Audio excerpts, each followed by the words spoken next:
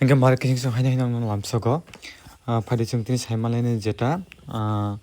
Aadhaar PVC card bo haike order khlainai nogo tongtwtwi Aadhaar PVC card mani hingke kai jeta physical card abo kaisa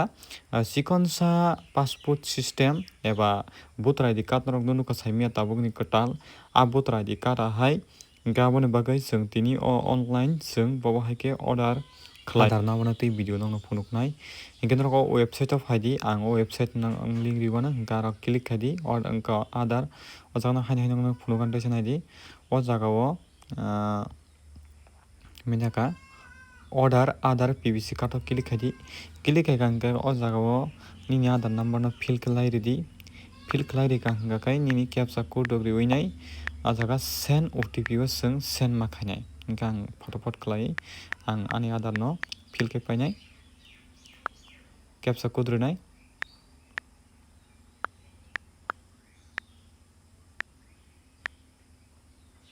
awni jagalo o jaga o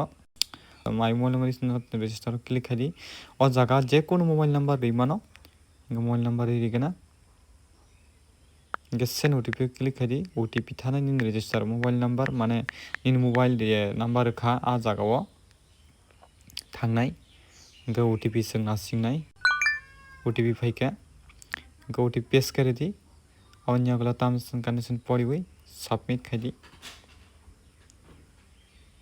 oboni bagai 50 taka rang nango o PVC card apply khainai bagai ba order khlainai bagai hingkai o jaga submit khaidi o jaga nung terms and condition o jaga pornai mano hingka basu porna nangya okay khaidi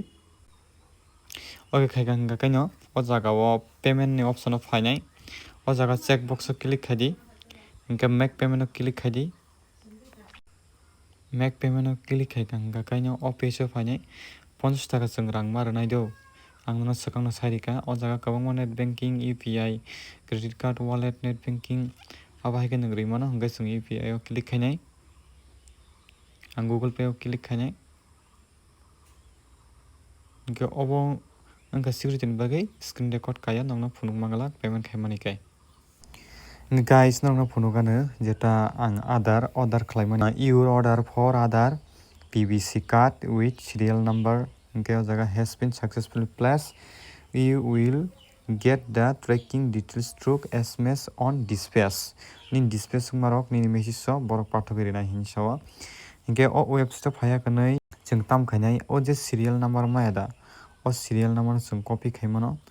hingke ang copy khaina bagai o jaga thanai thangya kanai paste khainai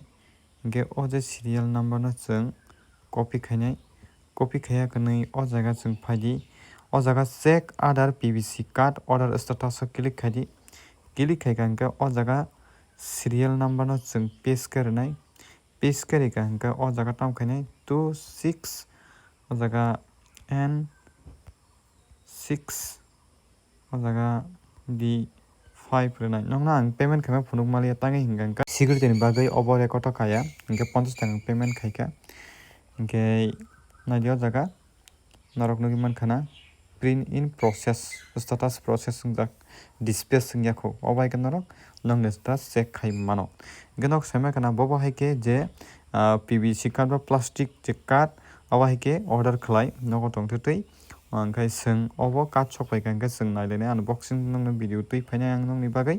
hingke norok video sajak like share comment khlai tapokdi tei buji hingke bo comment khai nok chung mano haina haina rok next video malai phainai jotno hambai bye.